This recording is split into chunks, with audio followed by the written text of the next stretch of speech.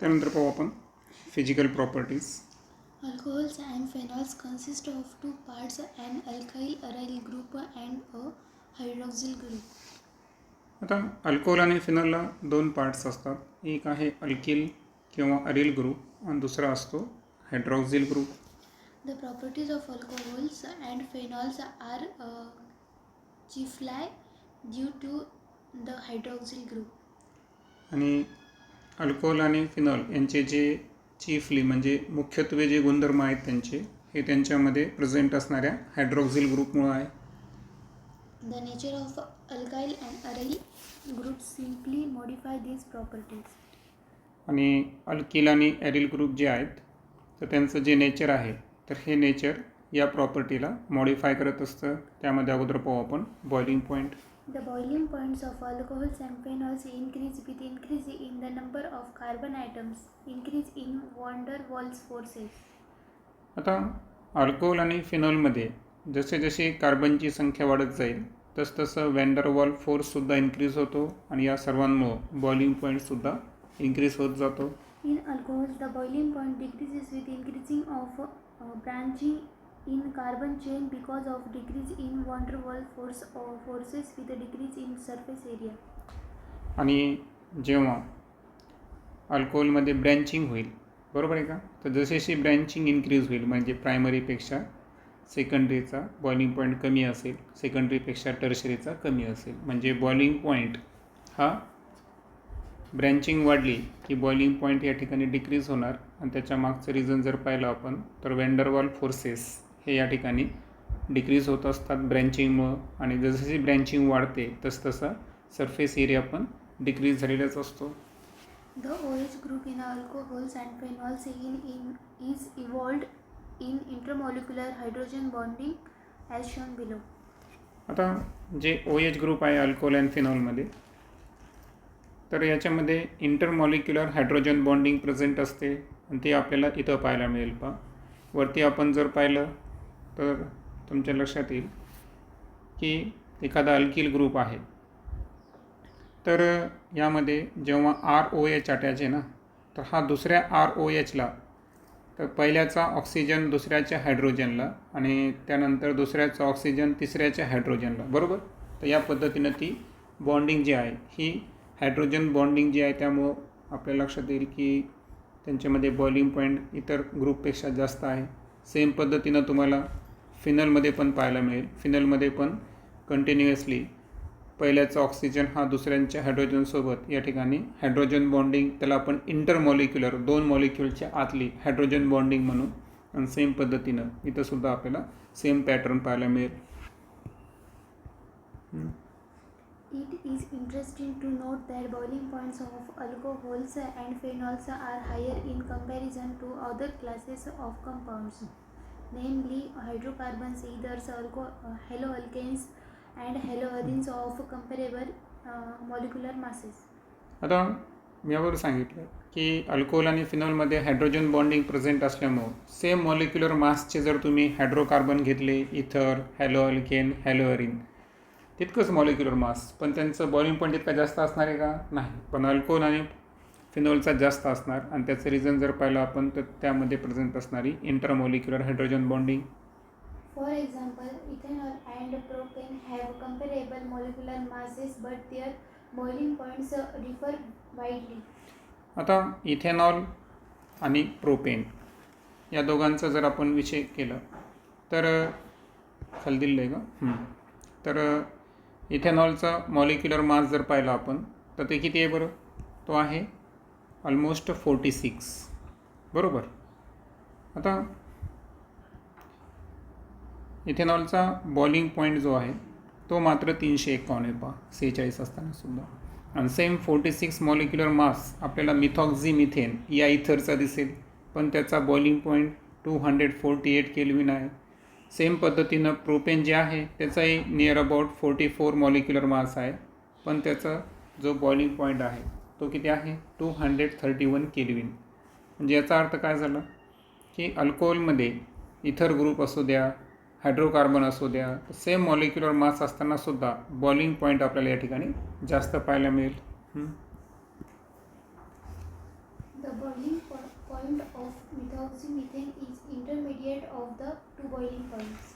आणि जर तुम्हाला एक्झाममध्ये 3 जणांची तुलना विचारली, बरोबर ना, कोणाकोणाची, अल्कोहोल, त्यानंतर इथर आणि हायड्रोकार्बन, किंवा एक्झाम्पल दिले इथेनॉल, मिथॉक्झिमिथेन आणि प्रोपेन. तर मिथॉक्झिमिथेनचा जो आहे बॉइलिंग पॉईंट हा अल्कोहोलपेक्षा कमी आहे, मात्र हायड्रोकार्बनपेक्षा कसा आहे, जास्त आहे. The high boiling points of alcohols are mainly due to the presence of intermolecular hydrogen bonding in them, which is lacking in ethers and hydrocarbons. आता अल्कोहोलमध्ये सांगितल्याप्रमाणे जे हाय बॉइलिंग पॉईंट आहे त्यामागचं मेन रिझन आहे इंटरमॉलिक्युलर हायड्रोजन बॉन्डिंग. आणि ही intermolecular hydrogen bonding आपल्याला इथर आणि हायड्रोकार्बनमध्ये दिसून येणार नाही. Solubility of alcohols and phenols in water is due to their ability to form hydrogen bonds with water molecules as shown.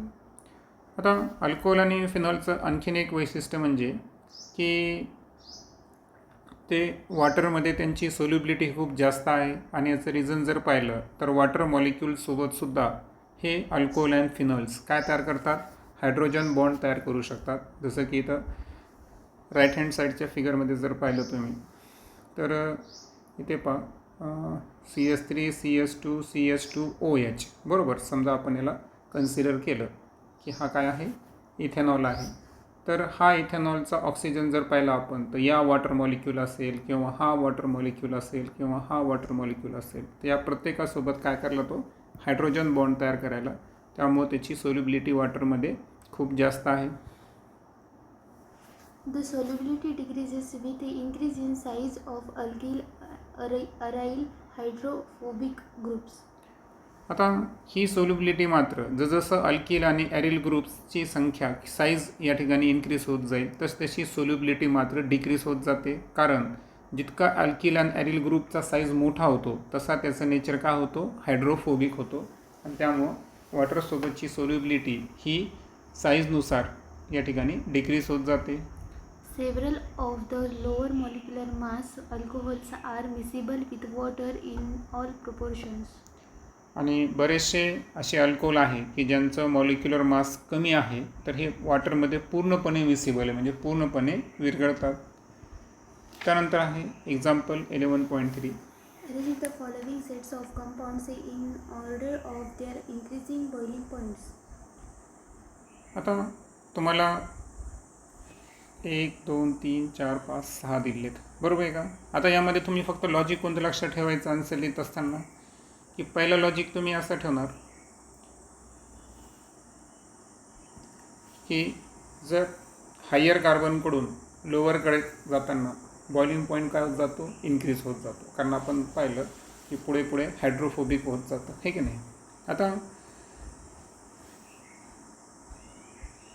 तर पहिला ट्रेंड एक लक्षात ठेवायचा आहे की जसं जसं या ठिकाणी कार्बनची संख्या वाढत जाईल तसा बॉइलिंग पॉईंट इन्क्रीज होत जातो. आणि दुसरा ट्रेंड लक्षात ठेवायचं की सेम जर आले, समजा जसं की आपल्याकडे ब्युटेनचे 2 आले होते, तर यामध्ये सेकंडरीवाला अगोदर घेणार आपण, प्रायमरीवाला नंतर. कारण आपला जो ट्रेंड आहे तो ट्रेंड फक्त आपण लक्षात ठेवायचा आहे की प्रायमरी जो आहे त्याचा बॉइलिंग पॉईंट सर्वात जास्त असतो, बरोबर. त्याच्यापेक्षा कमी सेकंडरीचा असतो आणि त्याच्यापेक्षा कमी टर्शरीचा असतो. आणि दुसरा ट्रेंड काय सांगितलं मी, कार्बनची संख्या, बरोबर आहे का. आणि कार्बनची संख्या जशी जशी या ठिकाणी कार्बनची संख्या इन्क्रीज होत जाईल, ओके, कार्बनची संख्या नंबर ऑफ कार्बन्स या ठिकाणी इन्क्रीज होईल तसा बॉइलिंग पॉईंट काय होतो, या ठिकाणी इन्क्रीज होतो, बरोबर. आणि हा एक दुसरा ट्रेंड. मग त्यानुसार जर केलो तर मिथेनॉलमध्ये 1च कार्बन आहे, इथेनॉलमध्ये 2, प्रोपेनॉलमध्ये 3. पण ब्युटेन संदर्भात जर पाहिलं आपण तर 2 आहे आपल्याकडे, एक प्रायमरी आणि एक सेकंडरी आहे. तर डेफिनेटली सेकंडरीचं कमी असणार, प्रायमरीचं जास्त असणार. म्हणून ब्युटेन 2 ऑल, ब्युटेन 1 ऑल आणि त्यानंतर 5 कार्बनवाला पेंटेन 1 ऑल घ्यायचा. सेकंड एक्झाम्पलमध्ये जर पाहिलं आपण तर त्यामध्ये आपल्याला काय काय दिलं बरं, एक अल्कोहोल दिला है ना, त्यानंतर N ब्युटेन म्हणजे एक हायड्रोकार्बन दिला, एक अल्डिहाइड दिला आणि एक इथर दिला. तर यामध्ये सर्वात कमी जो बॉइलिंग पॉईंट असतो तर तो कोणाचा असतो, हायड्रोकार्बनचा असतो. ओके, सो RH ग्रुप जो आहे त्याचा बॉइलिंग पॉईंट सर्वात कमी घ्यायचा. त्यानंतर दुसरा जो आहे तर तो घ्यायचा इथर ग्रुप. इथर ग्रुपचा त्यापेक्षा थोडा जास्त असतो, आत्ता जे आपण पाहिलं. आणि त्यापेक्षा जास्त आहे अल्डिहाइड ग्रुपचा. ओके, सो RCHO ग्रुप घेऊ आपण. आणि सर्वात जास्त जर पाहिलं आपण तर पेंटेन-1-ऑल म्हणजे अल्कोहोलिक ग्रुपचा. सो हायड्रोकार्बनपेक्षा इथर, इथरपेक्षा जास्त अल्डिहाइड, अल्डिहाइडपेक्षा जास्त अल्कोहोल. तर अशा पद्धतीनं बॉइलिंग पॉईंटचा ट्रेंड तुम्ही लावायचा आहे. त्यानंतर आहे chemical properties. Alcohols are versatile compounds. आता अल्कोहोल्सला व्हर्सॅटाईल कंपाऊंड म्हणलं. They react both as nucleophiles and electrophiles. आता ते न्यूक्लिओफाइल्स म्हणून पण काम करतात आणि इलेक्ट्रोफाइल्स म्हणून देखील काम करतात. आता यामध्ये तुम्हाला 2 पॉईंट दिलेले पहा की पहिल्यामध्ये जो बॉन्ड आहे O आणि H मधला हा या ठिकाणी ब्रेक होतो. तर ऑक्सिजन आणि हायड्रोजन यामधला बॉन्ड जर ब्रेक होत असेल तर अल्कोहोल काय म्हणून कार्य करतो, न्यूक्लिओफाइल म्हणून कार्य करतं. जसं की आता इथे ROH आहे. आता हा जो कार्बोकेशन आहे तर या कार्बोकेशननं काय केलं या ठिकाणी की स्वतः ऑक्सिजनच्या लोन पेअरसोबत तो या ठिकाणी कनेक्ट झाला आणि एक H+ असा एक प्रोटोनेटेड अल्कोहोल तयार होतो. आणि फर्दर जर पाहिलं आपण तर हा H+ या ठिकाणी डिसोसिएट झाला आणि RO जे आहे त्याला कोणा अटॅच झाला या ठिकाणी, कार्बन अटॅच झाला. बरोबर. मग आता कार्बोकेशन स्वतः अटॅच होऊन या ठिकाणी जर आपण पाहिलं तर ओव्हरऑल प्रोसेसमध्ये कोणता बॉन्ड ब्रेक झाला बरं, ऑक्सिजन आणि हायड्रोजन यामधला बॉन्ड ब्रेक झालेला आहे. बरोबर सर. ऑक्सिजन आणि हायड्रोजन बॉन्ड जेव्हा ब्रेक व्हायला तर अशा वेळेस इथं सांगितलेलं आहे की bond between OH is broken when alcohol react as a nucleophile. Right. काय म्हणून कार्य केलं त्यानं, न्यूक्लिओफाईल म्हणून कार्य केलं. त्यानंतर द बॉन्ड बिटवीन CO म्हणजे कार्बन आणि ऑक्सिजन हे जेव्हा ब्रेक होतात ना पहा, broken when they react as अ इलेक्ट्रोफाईल. आणि कार्बन आणि ऑक्सिजनमधलं जर बॉन्ड ब्रेक करायचा असेल तर अशा वेळेस अल्कोहोल इलेक्ट्रोफाईल म्हणून या ठिकाणी ॲड करत असतात. आणि प्रोटोनेटेड जो अल्कोहोल इथं तयार झाला आहे H+ तर तो कसा ॲड करतो ते दिलं आहे पहा. आता इथं RCH2OH हा अल्कोहोल दाखवला. आता हा जो प्रोटोनेटेड अल्कोहोल आहे ना तर हा ऑक्सिजन आणि हायड्रोजन बॉन्डमधला बॉन्ड ब्रेक करणार नाही पहा. तर अगोदर हा H+ OH जाणार. तर याची इंटरमिजिएट स्टेट काय असणार, OH2+. त्यानंतर इथं ब्रोमिनसारखा जर एक इलेक्ट्रोफाईल आहे तो कार्बनवर या ठिकाणी काय करणार, अटॅक करणार. आणि हे कार्बनवर अटॅक करत असताना इथं जर पाहिलं तुम्ही तर कार्बन आणि ऑक्सिजनमधला जो बॉन्ड आहे हा बॉन्ड या ठिकाणी ब्रेक व्हायला. बरोबर. म्हणून ऑक्सिजन आणि हायड्रोजन यामधला बॉन्ड ब्रेक होत असेल तर अल्कोहोल न्यूक्लिओफाइल्स म्हणून कार्य करत असतात. आणि जो कार्बन आणि ऑक्सिजन आहे यामधला बॉन्ड जर ब्रेक होत असेल तर अशा वेळेस ते इलेक्ट्रोफाइल्स म्हणून कार्य करत असतात. आणि इलेक्ट्रोफाईलसाठी आपल्याला कोणता अल्कोहोल लागतो, प्रोटोनेटेड अल्कोहोल जो न्यूक्लिओफाईलमध्ये तयार झालेला असतो. Based on the cleavage of OH and CO bonds, the reactions of alcohols and phenols may be divided into 2 groups. आता क्लेवेज कोणत्या पद्धतीचा आहे. Okay. So based on the cleavage म्हणजे ऑक्सिजन आणि हायड्रोजन यामधला बॉन्ड ब्रेक व्हायला का carbon आणि ऑक्सिजन यामधला बॉन्डचं क्लेवेज व्हायला, तर यावरून अल्कोहोल अँड फिनोलच्या ज्या रिॲक्शन्स आहेत ह्या 2 ग्रुपमध्ये डिवाईड होतात. पहिल्यांदा आपण पाहू अशा रिॲक्शन की ज्यामध्ये ऑक्सिजन आणि हायड्रोजन यामधला बॉन्ड या ठिकाणी क्लेवेज होणार आहे. आणि ऑलरेडी सांगितलं ऑक्सिजन हायड्रोजनमधला बॉन्ड व्हायला म्हणजे अल्कोहोल न्यूक्लिओफाइल्स म्हणून या ठिकाणी रिॲक्ट होतात. त्यामध्ये पहिला आहे acidity of alcohols and phenols reaction with metals. First, reaction with metals. Alcohols and phenols react with active metals such as sodium, potassium and aluminum to yield corresponding alkoxide, phenoxide and hydrogen. आता alcohol and phenol यांची reaction जेव्हा ही active मेटलसोबत होते, either ते sodium असेल, potassium किंवा aluminium, तर अशा वेळेस त्या मेटलचे अल्कॉक्साईड तयार होतात जर ॲरिल ग्रुप प्रेझेंट असेल तर. जर अल्किल ग्रुप प्रेझेंट असेल तर. बेंझिनची रिंग असेल तर अशा वेळेस फिनॉक्साईड ग्रुप या ठिकाणी तयार होतात आणि बाय प्रोडक्ट काय असतो, हायड्रोजन असतो. जसं की इथं रिॲक्शनमध्ये तुम्हाला सांगितलं आहे की ROH हा काय झाला, अल्कोहोल झाला.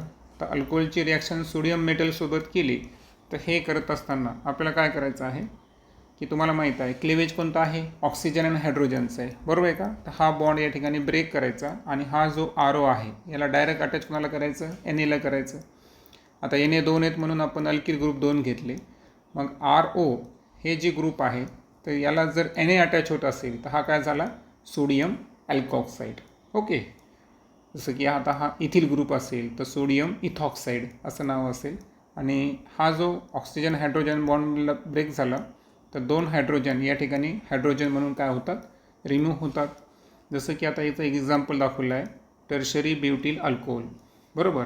आता टर्शरी ब्युटिल अल्कोहोलमध्ये आपल्याला काय करायचं आहे, OHचं क्लेवेज नाही करायचं आहे, हे ना. OH आणि कार्बन यांचं क्लेवेज करायचं का नाही, तर ऑक्सिजन आणि हायड्रोजन यामधला बॉन्ड आपल्याला ब्रेक करायचा आहे.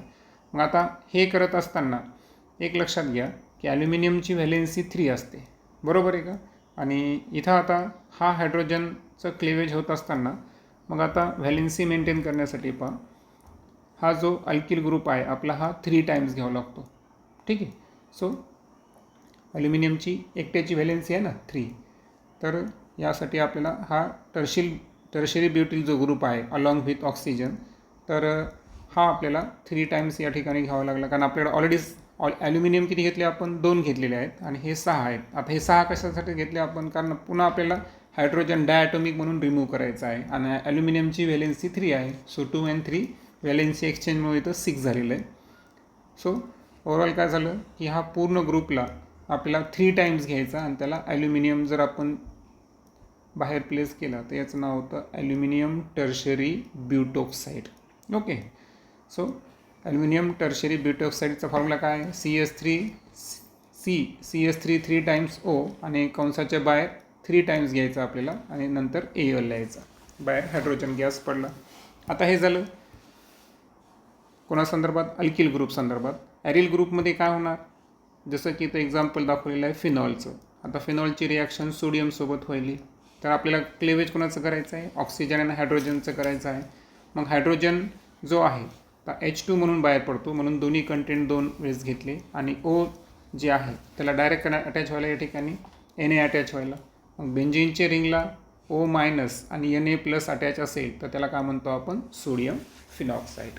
सो ओव्हरऑल जर पाहिलं आपण तर रिॲक्शनचा ट्रेंड काय होता आपला, सोडियम, पोटॅशियम किंवा ॲल्युमिनियम यासारख्या ॲक्टिव्ह मेटलसोबत अल्कोहोल अँड फिनॉल रिॲक्ट झाले तर अल्किली ग्रुपमध्ये ते अल्कॉक्साईड आणि ॲरिल ग्रुपमध्ये फिनॉक्साईड तयार करतात. प्रत्येक रिॲक्शनमध्ये हायड्रोजन गॅस या ठिकाणी बाहेर पडतो. In addition to this, phenols react with aqueous sodium hydroxide to form sodium phenoxide. आता यामध्ये जे फिनॉल्स आहेत याच्या व्यतिरिक्त ॲडिशनल जर पाहिलं आपण तर फिनॉल जे आहेत ना तर हे ॲक्वियस सोडियम हायड्रॉक्साईडसोबत या ठिकाणी सुद्धा रिॲक्ट होतात आणि हे या केसमध्ये सोडियम फिनॉक्साईडचा फॉर्मेशन करतात. म्हणजे जशी फिनॉलची रिॲक्शन मेटलसोबत होती तशी सोडियम हायड्रॉक्साईडसोबत बी त्यानं सेम प्रोडक्ट तयार केला. कोणता तयार केला, सोडियम फिनॉक्साईड. आणि याहीमध्ये आपल्याला काय पाहावयास मिळेल की हा जो बॉन्ड आहे या ठिकाणी ऑक्सिजन आणि हायड्रोजन, बरोबर, याचं या ठिकाणी क्लेवेज होणार, बरोबर. NaOH मध्ये इथं हे क्लेवेज होणार, H आणि OH H2O तयार करणार आणि हा Na O कडे ट्रान्सफर झाला की बेंझिनच्या रिंगला O- Na+ म्हणजे पुन्हा एकदा sodium फिनॉक्साईड. The above reactions show that alcohols and phenols are acidic in nature. In fact, alcohols and phenols are Bronsted acids, that is, they can donate a proton to a stronger base. आता वरच्या रिॲक्शनमध्ये जर पाहिलं आपण तर आपल्या लक्षात आलं असेल की अल्कोहोल अँड फिनॉल्स हे यांचं नेचर जर पाहिलं आपण तर हे कसं आहे, ॲसिडिक. कसं बरं, कारण ओव्हरऑल जर पाहिलं आपण तर वरच्या रिॲक्शनमध्ये काय झालेलं आहे की NaOH हा काय आहे, बेस आहे. सोडियम फिनॉक्साईड काय आहे, सॉल्ट आहे. आणि नंतर काय तयार झाला, वॉटर तयार झाला. सो ओव्हरऑल न्यूट्रलायझेशनच्या ट्रेंडनं जर पाहिलं आपण तर स्वतः या ठिकाणी अल्कोहोल आणि फिनॉल्स यांनी ॲसिड म्हणून कार्य केलं आणि म्हणून त्यांचं नेचर हे ॲसिडिक आहे. त्यानंतर अल्कोहोल अँड फिनोल्स यांना एक नाव दिलेलं आहे पहा, ब्रॉन्स्टेड ॲसिड. आता ब्रॉन्स्टेड ॲसिड का? कारण स्ट्रॉंगर बेसला काय देऊ शकतात, ते प्रोटॉन डोनेट करू शकतात. जसं की इथं एक्झाम्पल पहा, एक स्ट्रॉंगर बेस आहे समजा. ओके, आता या स्ट्रॉंगर बेस संदर्भात इथं आपल्याकडे ROH म्हणजे कोण प्रेझेंट आहे सध्या? अल्कोहोल प्रेझेंट आहे. तर हा जो अल्कोहोल आहे, तर यानं काय केलं या ठिकाणी पहा, की तुम्हाला माहीत आहे की इथं हा बॉन्ड या ठिकाणी ब्रेक होणार आणि जो स्ट्रॉंग बेस होता त्याला त्यानं काय दिलं या ठिकाणी? हायड्रोजन दिलं. ओके, सो स्ट्रॉंग बेसला त्यानं प्रोटॉन जो आहे डोनेट केल्यामुळं इथं कोणता ॲसिड तयार झाला? कॉन्ज्युगेट ॲसिड तयार झाला.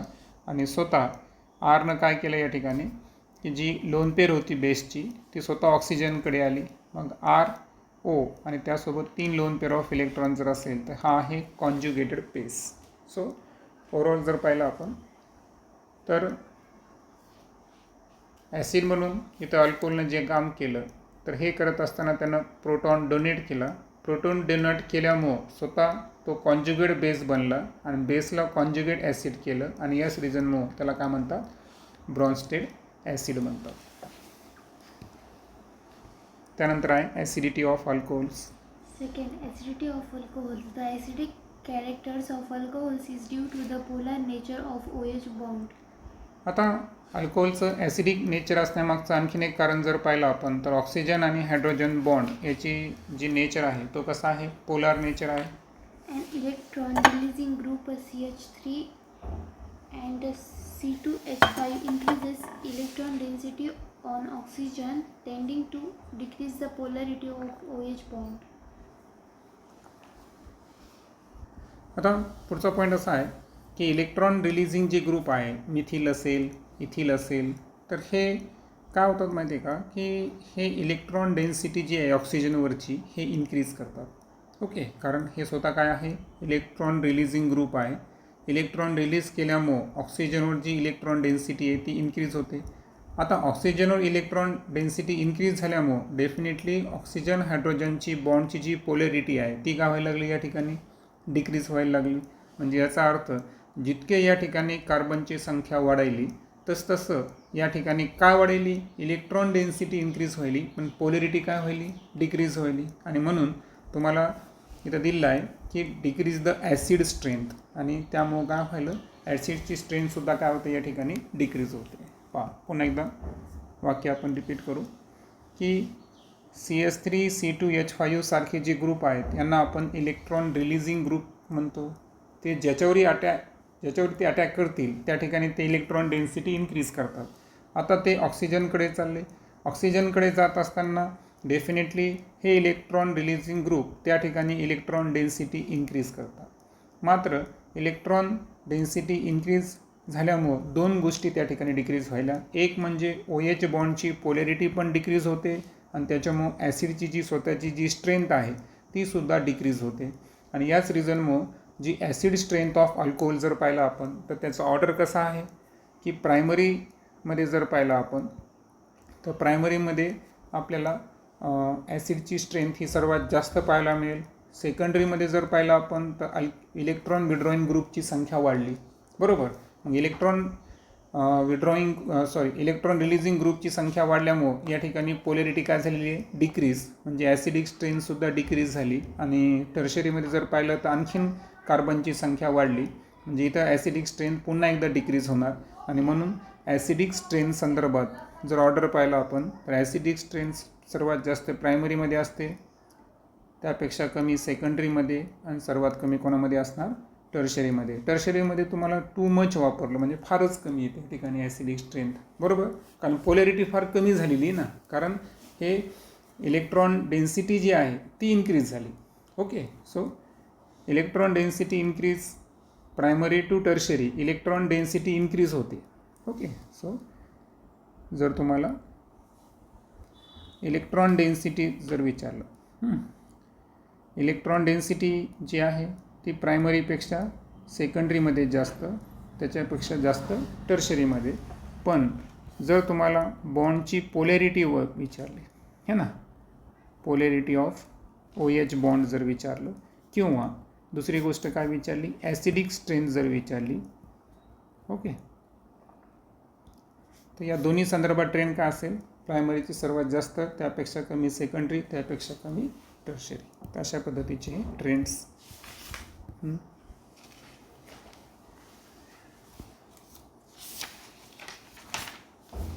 Alcohols are, however, weaker acids than water. This can be illustrated by the reaction of water with alkoxide. आता असं जरी असेल तर अल्कोहोल्सला काय सांगितलं बरं, अल्कोहोल्स जरी ॲसिडिक नेचर असेल पण वॉटरपेक्षा ते वीकर ॲसिड्स आहे पहा. आणि त्याचं रिझन त्यांनी सांगितलं की this can be illustrated by the reaction of water. आता वॉटरची रिॲक्शन आपल्याला काय करायची आहे, का अल्कॉक्साईड ग्रुपसोबत करायची आहे. आता आरला ओ अटॅच आहे, बरोबर. हा आता आपण या ठिकाणी एक बेस कन्सिडर करू. आता इथे जर पाहिलं आपण तर ॲसिड म्हणून इथं कोण काम करलं या ठिकाणी, ॲसिड म्हणून या ठिकाणी H2O काम करायला. ओके, आता हे होत असताना काय होतं की कॉन्ज्युगेट बेसमध्ये आता हा बॉन्ड या ठिकाणी काय होणार, ब्रेक होणार. ओके, एक हायड्रोजन या ठिकाणी बेसकडे शिफ्ट होणार, निगेटिव्ह पार्ट इकडे शिफ्ट होणार. सो ओव्हरऑल जर पाहिलं इथं तर ROH हा काय बरं, एक कॉन्ज्युगेट ॲसिड स्वतः कुणी तयार केला, वॉटरनं तयार केला. म्हणजे स्वतः वॉटरचं ॲसिडिक नेचर हे अल्कोहोलपेक्षा जास्त का आहे, कारण इथे जर पाहिलं आपण तर ॲसिडनं काय केलं या ठिकाणी अल्कॉक्साईड ग्रुपसोबत कॉन्ज्युगेट ॲसिड म्हणून अल्कोहोलचं फॉर्मेशन केलं या ठिकाणी. आणि फर्दर जर पाहिलं आपण तर एक कॉन्ज्युगेट बेस तयार केला. आणि सो लक्षात ठेवायचं की अल्कोहोल जे आहेत हे वीकर ॲसिड आहे कोणापेक्षा, वॉटरपेक्षा. This reaction shows that water is a better proton donor, that is stronger acid than alcohol. आणि ओव्हरऑल जर आपण पाहिलं की अल्कोहोलला वीकर ॲसिड मानलं आणि वॉटरला त्याच्यापेक्षा स्ट्रॉंगर ॲसिड मानलं. मग याचा अर्थ काय झाला की वॉटर जो आहे ना हा बेटर प्रोटॉन डोनर आहे, बरोबर. म्हणजे याचा अर्थ होतो स्ट्रॉंगर ॲसिड आहे अल्कोहोलपेक्षा. Also, in the above reaction, we note that alkoxide ion is a better proton acceptor than hydroxide ion, which suggests that alkoxides are stronger bases. Sodium ethoxide is a stronger base than sodium hydroxide. आता वरच्या रिॲक्शनमध्ये जर पाहिलं आपण तर जे ॲलॉक्साईड ion होते हे ना RO, ज्याला आपण बेस कन्सिडर केलं, तर हे बेटर प्रोटॉन ॲक्सेप्टर आहे कोणापेक्षा, हायड्रॉक्सिड आयनपेक्षा. म्हणजे OH आयन जे आहे तर याच्यापेक्षा RO हे जे अल्कॉक्साईड आयन आहेत तर हे बेटर प्रोटॉन ॲक्सेप्टर आहे. कारण हायड्रोजनकडून वॉटरकडून त्यांनी काय केलं, प्रोटॉनला ॲक्सेप्ट केलं. आणि यावरून लक्षात येतं की अल्कॉक्साईड आर स्ट्रॉंगर बेसेस. म्हणजे अल्कॉक्साईड जे आहेत हे स्ट्रॉंगर बेसेस आहे. जसं की ते एक्झाम्पल तुम्हाला सांगितलं की तुम्ही 2 एक्झाम्पल घेतले, सोडियम इथॉक्साईड आणि sodium hydroxide. Okay, so overall जर आपण एक्झाम्पलच्या अँगलनं गेलो तर sodium इथॉक्साईड.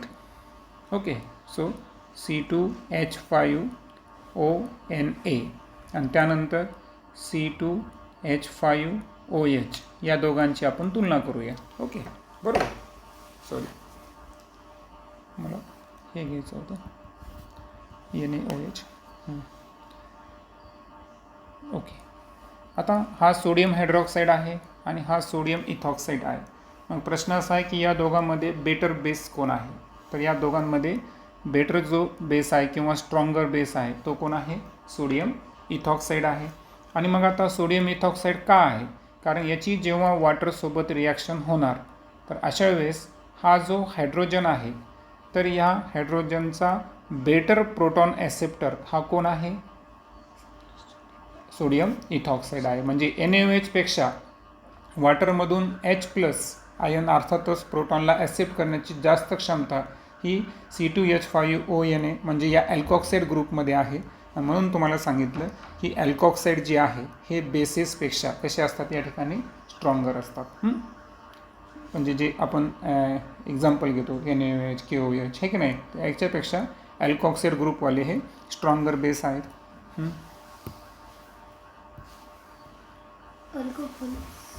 Alcohols act as a Bronsted bases as well. आता यापूर्वी आपण पाहिलं होतं की अल्कोहोल अँड फिनॉल्स हे ब्रॉन्स्टेड ॲसिड आहे. म्हणजे आपण पाहिलं होतं की ते प्रोटॉन जे आहे तर ते स्ट्रॉंगर बेसला डोनेट करू शकतात. तर त्यावेळेस त्यांचं नेचर आपण ब्रॉन्स्टेड ॲसिड म्हणून पाहिलं होतं. पण इथं एक ॲडिशनल पॉईंट दिला आहे, म्हणजे त्यांच्यामध्ये ते ब्रॉन्स्टेड बेस म्हणून सुद्धा कार्य करत असतात, ॲक्ट करत असतात. आता याचं रिझन काय? It is due to the presence of unshared electron pairs of oxygen which makes them proton acceptors. मग आता याचं रिझन जर पाहिलं आपण तर अल्कोहोल जे आहे ना, तर अल्कोहोलवर जर अनशेअर्ड पेअर इलेक्ट्रॉनची जर प्रेझेंट असेल, जसं की ऑक्सिजनवर जर पाहिलं आपण डॉट डॉट है ना, तर ते अनशेअर्ड इलेक्ट्रॉन पेअर जर प्रेझेंट असेल ना, तर अशा वेळेस त्याचं नेचर असतं की ते प्रोटॉनला काय करू शकतो, ॲक्सेप्टसुद्धा करू शकतो. कारण ऑक्सिजन जे आहे त्याच्यावर अनशेअर्ड पेअर इलेक्ट्रॉन आहे. मग अनशेअर्ड पेअर इलेक्ट्रॉन आहे म्हणजे जर त्याला प्रोटॉन मिळाला तर तो त्याच्यासोबत बॉन्ड तयार करू शकतो. आणि दॅट्स वाय अल्कोहोल्स हे काही केसेसमध्ये हे ब्रॉन्स्टेड बेस म्हणूनही कार्य करतात. मग ती कोणती केस आहे? जर ऑक्सिजनवर इलेक्ट्रॉन पेअर अनशेअर्ड इलेक्ट्रॉन पेअर जर प्रेझेंट असेल तर अशा वेळेस ती प्रोटॉन ॲक्सेप्टर म्हणून सुद्धा कार्य करतो. आणि जेव्हाही अल्कोहोल प्रोटॉन ॲक्सेप्टर म्हणून कार्य करेल तर अशा वेळेस त्याला काय म्हणायचं? ब्रॉन्स्टेड बेस म्हणायचं. त्यानंतर आहे acidity of phenols. The reactions of phenols with metals, example sodium, aluminum and sodium hydroxide, indicate its acidic nature. आता फिनॉल संदर्भात जर सांगायचं असेल तर फिनॉलच्या रिॲक्शन जर आपण सोडियम ॲल्युमिनियम सारख्या मेटलसोबत, त्यानंतर सोडियम हायड्रॉक्साईड या बेससोबत जर रिॲक्शन या ठिकाणी पाहिल्या तर आपल्या लक्षात येईल की त्या ठिकाणी तो काय शो करतो, या ठिकाणी acidic nature. The hydroxyl group in phenol is directly attached to the sp2 hybridized carbon of benzene ring which acts as an electron withdrawing group. आता जो हायड्रॉक्सिल ग्रुप प्रेझेंट आहे OH फिनॉलमध्ये, हा डायरेक्टली कशाला attach आहे बरं? sp2 hybridize carbon atom, कारण कार्बनमध्ये alternate single and double bond आहे. तर हा जो हायड्रॉक्सिल ग्रुप आहे ना, हा स्वतः काय आहे बरं? हा आहे इलेक्ट्रॉन विड्रॉईंग ग्रुप. पहा शब्द का वापरला, तो स्वतः काय आहे?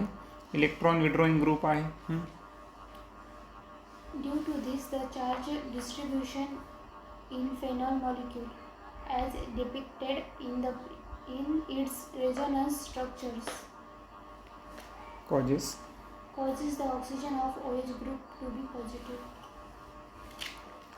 आता यामुळं काय होतं की जे चार्ज डिस्ट्रीब्युशन आहे फिनॉल मॉलिक्यूलमध्ये, तर खाली आपण पाहू की रेझोनन्स स्ट्रक्चरमध्ये आपण त्याचं चार्ज डिस्ट्रीब्युशन दाखवलेलं आहे.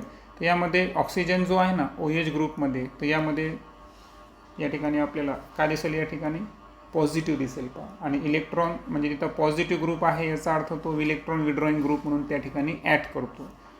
जसं की OH दाखवलेलं आहे. पहा, आता याचे जे हे रेझोनेटिंग स्ट्रक्चर दाखवलेले आहेत. ओके, ऑर्थो पॅरा अँड ऑर्थोला जेव्हा या ठिकाणी निगेटिव्ह जो पोर्शन आहे तो या ठिकाणी रोटेट होतो, तर अशा वेळेस OH ग्रुपवर तर तुम्ही पाहिलं तर इथं पॉझिटिव्ह चार्ज आहे आणि इथं पॉझिटिव्ह आहे, याचा अर्थ OH हा काय आहे?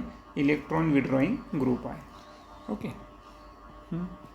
The reaction of phenol with aqueous sodium hydroxide indicates that phenols are stronger acids than alcohols and water. आता फिनॉलची रिॲक्शन आपल्याला कोणासोबत करायची आहे? ओके, सो फिनॉलची रिॲक्शन आपल्याला ॲक्वियस सोडियम हायड्रॉक्साईडसोबत जर आपण केली तर अशा वेळेस आपल्या लक्षात येईल की फिनॉल्स जे आहेत हे स्ट्रॉंगर ॲसिड आहे. कोणापेक्षा? अल्कोहोल आणि वॉटरपेक्षा सुद्धा. Let us examine how a compound in which a hydroxyl group attached to an aromatic ring is more acidic than the one in which hydroxyl group is attached to an alkyl group. मग आता आपल्याला हे सिद्ध करायचं आहे. आता एक लक्षात घ्या, वरचं वाक्य काय सांगितलं आपण की जे OH ग्रुप फिनॉल्समध्ये प्रेझेंट आहे. ओके, फिनॉल्समध्ये जे प्रेझेंट आहे तर इथं त्यांनी सांगितलं आहे की जेव्हाही त्याची रिॲक्शन सोडियम हायड्रॉक्साईडसोबत आपण या ठिकाणी पाहिलं तर आपल्या लक्षात येतं की फिनॉल्सला त्यांनी स्ट्रॉंगर ॲसिड मानलं. कोणापेक्षा? अल्कोहोलपेक्षाही आणि वॉटरपेक्षाही. तर हे एक्झामिन करत असताना जी ॲरोमॅटिक रिंग आहे तर त्याला अटॅच असणारा जो हायड्रॉक्झिल ग्रुप आहे हा मोर ॲसिडिक आहे अशा हायड्रॉक्झिल ग्रुपपेक्षा की जो अल्किल ग्रुपला अटॅच असेल. म्हणजे अल्कोहोल आणि फिनॉल या दोघांमध्ये जे OH ग्रुप अटॅच आहे तर कोणता OH ग्रुप मोर ॲसिडिक आहे, तर फिनॉल अर्थातच बेंझिन रिंगला अरोमॅटिक रिंगला अटॅच असणारा जो OH आहे तो मोर ॲसिडिक असतो. The ionization of an alcohol and a phenol takes place as follows. आता पहा ROH घेतला आपण अल्किल अल्कोहोल तर रिव्हर्सिबल रिॲक्शनमध्ये पहा इथं अल्कॉक्साईड ग्रुप तयार होतो आणि H+ बाहेर पडले.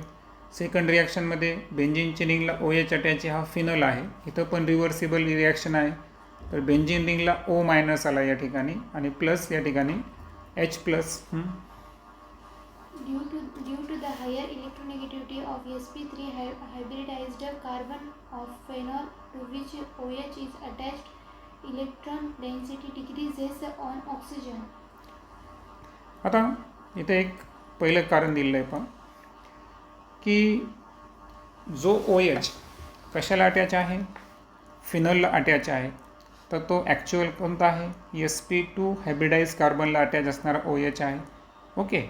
आणि त्या ठिकाणी जी इलेक्ट्रोनिगेटिव्हिटी जी आहे ती हायर असते आणि म्हणून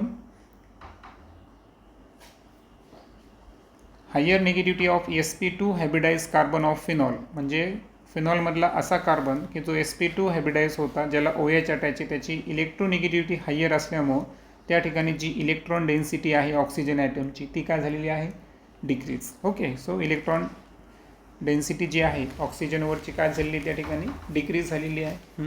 This increases the polarity of oxygen hydrogen bond and results in an increase in ionization of phenols than that of alcohols.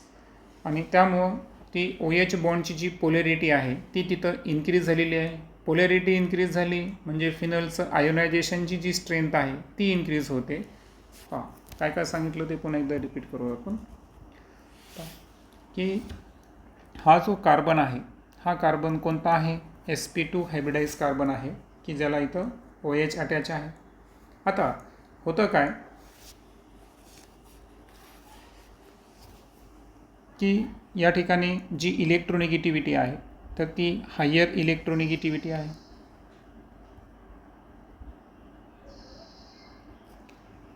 Okay. आता हायर इलेक्ट्रोनिगेटिव्हिटी ही sp2 हायब्रिडाइज कार्बनला आपण पाहिली ज्याला की OH ग्रुप अटॅच होता. आता हायर इलेक्ट्रोनिगेटिव्हिटीमुळे काय होतं की या ठिकाणी जी इलेक्ट्रॉन डेन्सिटी आहे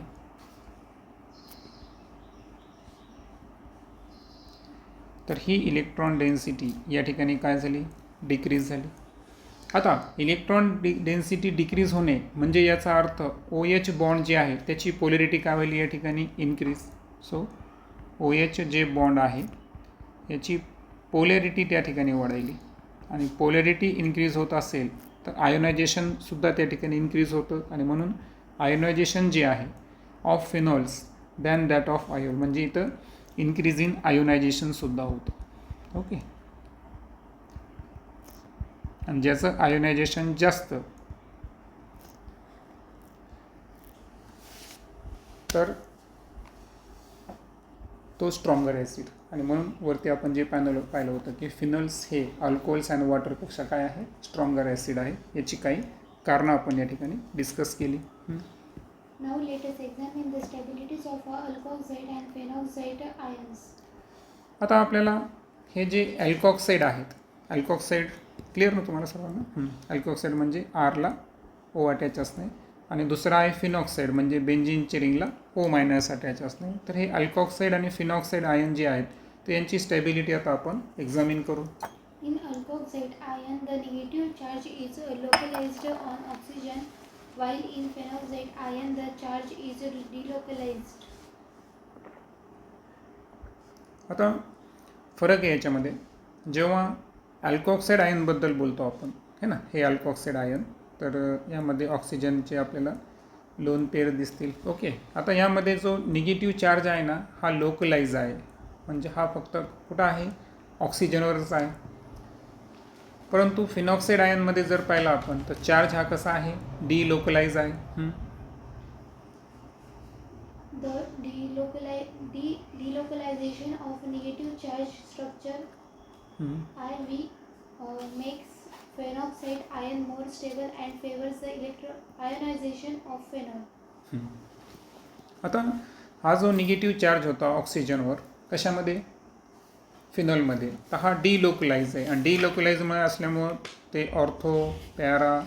पॅराच ना ऑर्थो तर असं ओरिएंट करतो या ठिकाणी. आणि ओरिएंटेशन करत असल्यामुळं जर तुम्ही इंटरमिजिएट कंपाऊंड जर पाहिलं तर या ठिकाणी आपल्या लक्षात येईल की फिनल मॉलिक्यूल जो आहे हा फिनॉक्साईडपेक्षा पुढचा पॉईंट झाला. तर आता आपण पाहिलं की निगेटिव्ह चार्ज जो आहे हा डिलोकलाइज व्हायला स्ट्रक्चर 1 to 5 आणि त्यामुळं फिनॉक्साईड आयन जो आहे हा मोर स्टेबल आहे कोणापेक्षा, अल्कॉक्साईड आयनपेक्षा. तर तुम्हाला जर विचारलं की अल्कॉक्साईड आणि फिनॉक्साईडमध्ये मोर स्टेबल कोण आहे, तर आन्सर काय आहे, फिनॉक्साईड.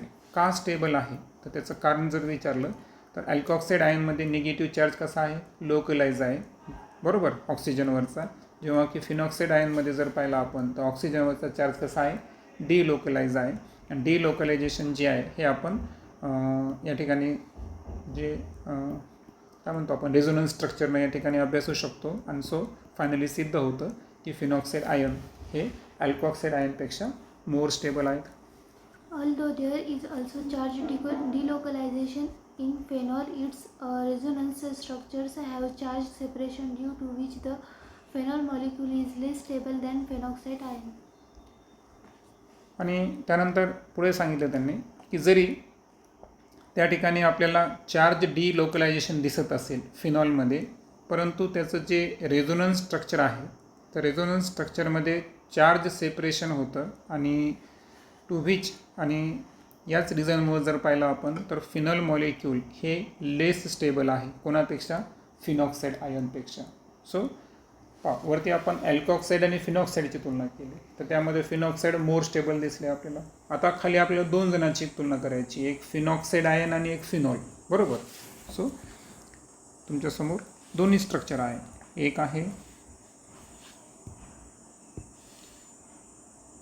फिनॉल ओके, बेंझिनची रिंग आहे ओके, सो त्याला OH अटॅच आहे. आणि त्यानंतर फिनॉक्साईड आयन घेतला आपण ओके, बेंझिनची रिंग आहे त्याला ऑक्सिजन अटॅच आहे ओके. मग आता या दोघांमध्ये स्टॅबिलिटी कोणाची जास्त आहे, तर या दोघांमध्ये स्टॅबिलिटी जास्त आहे फिनॉक्साईड आयनची.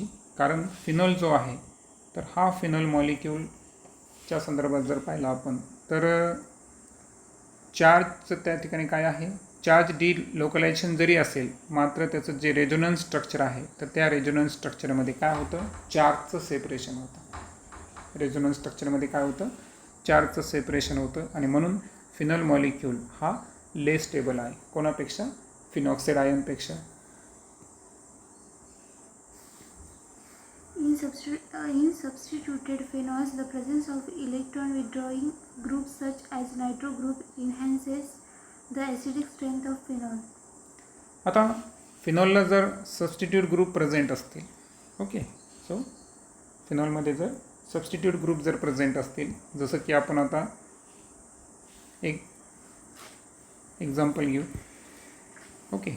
सपोज आपण या ठिकाणी घेऊ फिनॉल आणि त्याला समजा आपण एक नायट्रो ग्रुप अटॅच केला. तर आता काय होतं की नायट्रो ग्रुप जो आहे ना हा स्वतः काय बरं या ठिकाणी इलेक्ट्रॉन विड्रॉईंग ग्रुप आहे आणि इलेक्ट्रॉन विड्रॉईंग ग्रुप असल्यामुळं त्या ठिकाणी जे फिनॉल आहे तर त्याची ॲसिडिक स्ट्रेंथ वाढवण्याचं, इन्हॅन्स करण्याचं काम हा सबस्टिट्यूट ग्रुप करत असतो. This effect is more pronounced when such a group is present at ortho and para positions. आणि नायट्रो ग्रुप जर फिनॉलमध्ये कुठं प्रेझेंट असतील, ऑर्थो किंवा पॅरा पोझिशनला अटॅच असतील तर निश्चितच यावेळेस ते ॲसिडिक स्ट्रेंथ फिनॉलची काय करतात, इन्हॅन्स करतात. It is due to the effective delocalization of a negative charge in phenoxide ion when substituent is at ortho and para position. आणि वरती आपण रेझोनन्समध्ये पण पाहिलेलं आहे की जेव्हा ऑर्थो अँड पॅरे पोझिशनला नायट्रो ग्रुप अटॅच होतात तेव्हा जे निगेटिव्ह चार्ज आहे तर याचं इफेक्टिव्ह डिलोकलायझेशन हे जे फिनॉक्साईड आयनमध्ये होतं ते कोणत्या पोझिशनला होतं, ऑर्थो अँड पॅरा पोझिशनला होतं. आणि म्हणून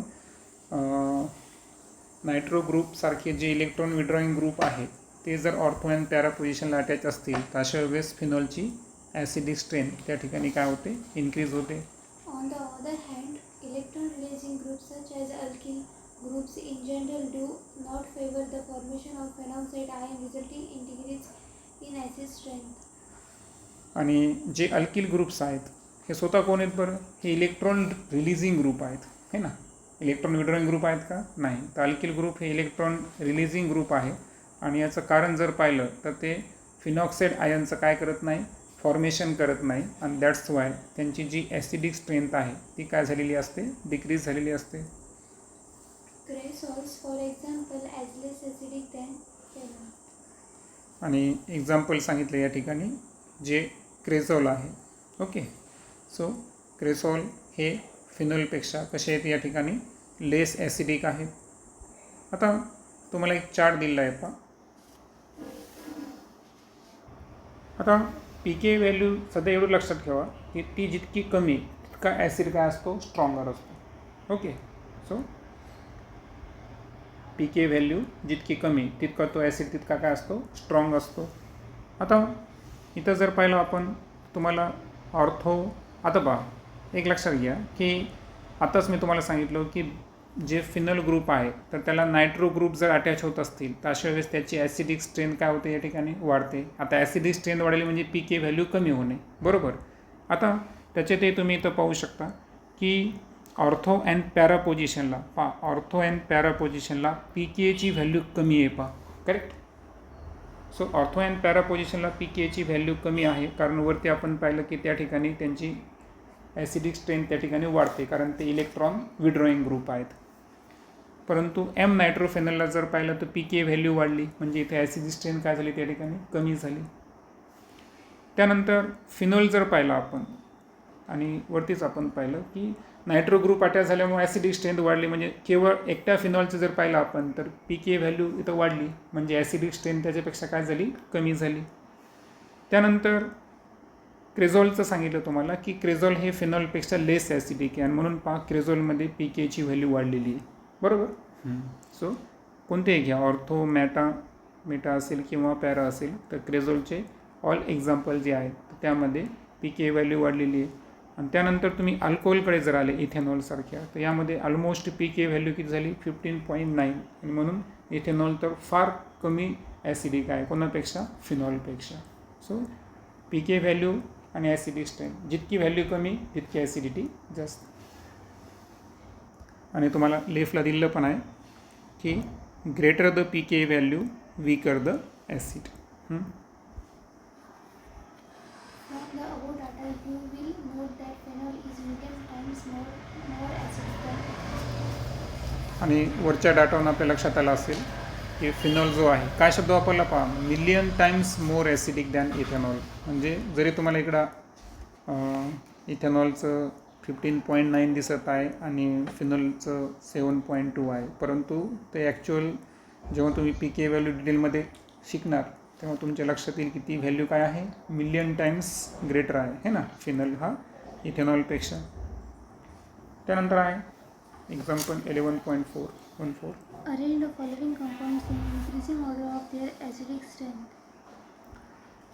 आता ॲसिडिक स्ट्रेंथनुसार आपल्याला काय करायचं आहे, काही एक्झाम्पल कंपाऊंड दिले आपल्याला, त्यांना आपल्याला इन्क्रीजिंग ऑर्डरमध्ये लावायचं आहे. आता इन्क्रीजिंग ऑर्डरमध्ये लावत असताना वरचा रेफरन्स चार्ट आपल्यासाठी खूप कामी येईल पहा. ओके, आता हे जे काही एक्झाम्पल तुम्हाला दिलेले आहेत तर या एक्झाम्पलमध्ये तुम्ही एकच लॉजिक लावायचं. सर्वात अगोदर की ॲसिडिक स्ट्रेंथ यामध्ये जर तुम्हाला एखादा अल्कोहोल दिला असेल तर त्याची काय असणार, या ठिकाणी सर्वात कमी असणार, बरोबर. म्हणून ॲसिडिक स्ट्रेंथ सर्वात कमी कोणाची घेतली आपण, प्रोपेन 1-ऑल. आता उरलेले सर्व एक्झाम्पल हे कशाचे आहे, फिनॉलचे आहे. आता फिनॉलमध्ये जर एखादा इलेक्ट्रॉन रिलीजिंग ग्रुप अटॅच असेल तर ॲसिडिक स्ट्रेंथ काय होते, त्या ठिकाणी कमी होते. म्हणजे इथिल मिथिल सारखे जे अटॅच होतात त्यांना त्याच्यानंतर घ्यायचं. त्याच्यानंतर प्युअर फिनॉल घ्यायचा. आणि फिनॉलमध्ये तुम्हाला माहिती आहे की जसे जसे एक एक नायट्रो ग्रुप वाढत जाईल तसं तसं ते कोण आहेत, इलेक्ट्रॉन विड्रॉईंग ग्रुप्स आहेत आणि इलेक्ट्रॉन विड्रॉईंग ग्रुपमुळे ॲसिडिक स्ट्रेंथ त्या ठिकाणी काय होत जाते, इन्क्रीज होत जाते. पहिल्या केसमध्ये 3 नायट्रोफिनॉल आहे, 1 नायट्रो ग्रुप अटॅच झाला. दुसऱ्यामध्ये 3,5 डायनायट्रोफिनॉल, त्यानंतर 2, 4, 6 ट्रायनायट्रोफिनॉल. म्हणजे जितके नायट्रो ग्रुप या ठिकाणी वाढत चालले तितकी ॲसिडिक स्ट्रेंथ काय होत चालली, इन्क्रीज होत चालली. तर अशा पद्धतीचा हा ट्रेंड आहे. हिस्टरीफिकेशन आपण नेक्स्ट लेक्चरमध्ये पाहू.